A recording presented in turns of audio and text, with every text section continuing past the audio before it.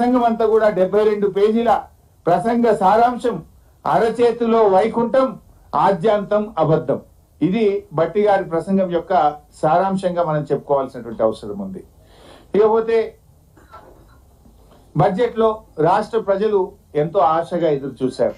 ఎందుకంటే వీళ్ళు ఏం చెప్పిండ్రు, ఒకవైపు భట్టి విక్రమార్క సంతకం పెట్టి, మరొక వైపు రేవంత్ రెడ్డి సంతకం పెట్టి ప్రజలు నమ్ముతలేరని బాండ్ పేపర్లు పంచారు ఇంటింటికి. చివరికి సోనియా గాంధీతో ప్రజలకు ఉత్తరం రాయించారు.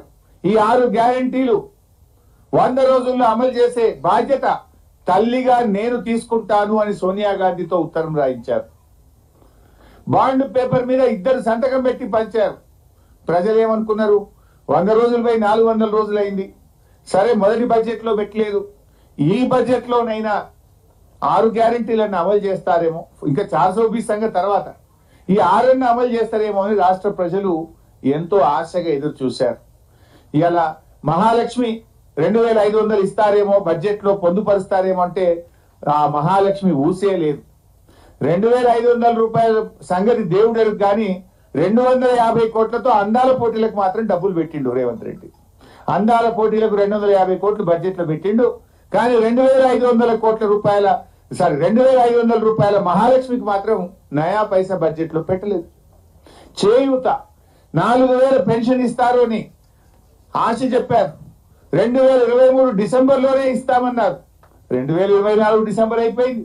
2025 బడ్జెట్ కూడా వచ్చింది, ఈ బడ్జెట్ లో కూడా లేదు. అంటే సగం పుణ్యకాలం అయిపోయింది వీళ్ళకి.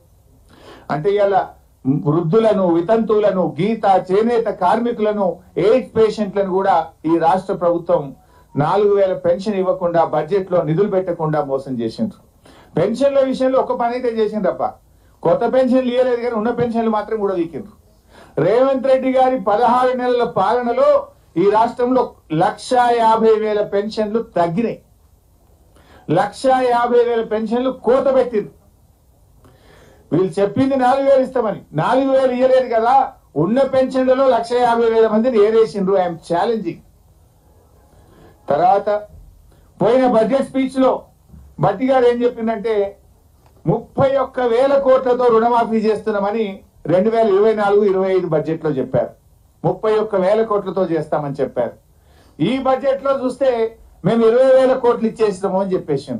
అంటే ఇప్పుడు మిగతా వాళ్ళ సంగతి ఏంది? ఫర్ ఎగ్జాంపుల్ నా ఒక్క నియోజకవర్గంలోనే రుణమాఫీ అయినోళ్ళు 20,000, సిద్దిపేట నియోజకవర్గంలో రుణమాఫీ కాని రైతులు 22,000. అయినోళ్ళు తక్కువ, రుణమాఫీ కానోళ్ళు ఎక్కువ. కానీ బడ్జెట్ ప్రసంగంలో ఏం చెప్పిండు, ఇక రుణమాఫీ అయిపోయింది అన్నట్టు చెప్తున్నారు.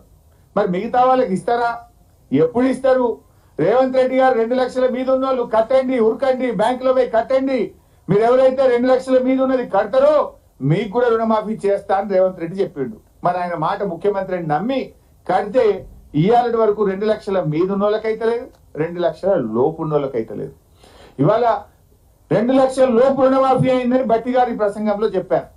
ఒక నా నియోజకవర్గంలో 2 లక్షల లోపు ఉన్న 10,150 మందికి ఇప్పటిదాకా రుణమాఫీ కాలేదు. 2 లక్షల లోపు 10,150 మంది ఉన్నారు. అంటే మరి నువ్వు 2 లక్షల లోపు అయిపోయింది అనేది పిచ్చి అబద్ధం కదా.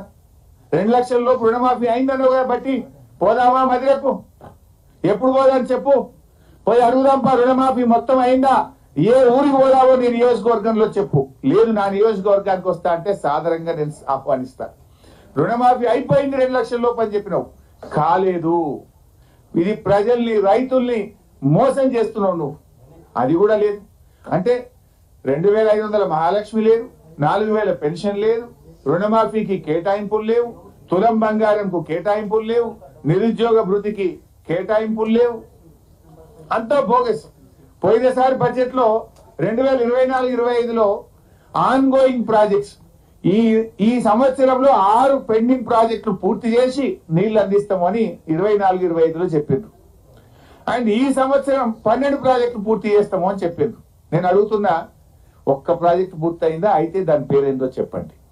బడ్జెట్ ప్రసంగం అంటే ఉన్న దగ్గరగా ఉండాలి కదా. 6 పూర్తి చేస్తాను, 6 కాకపోతే 4 అయినాయా, 3 అయినాయా, పోనీ ఒక్కటి అయిందా?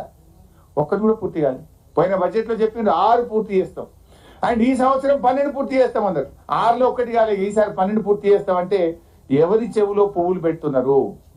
బడ్జెట్ అనేది టోటల్ గా అన్రియలిస్టిక్ గా ఉన్నది.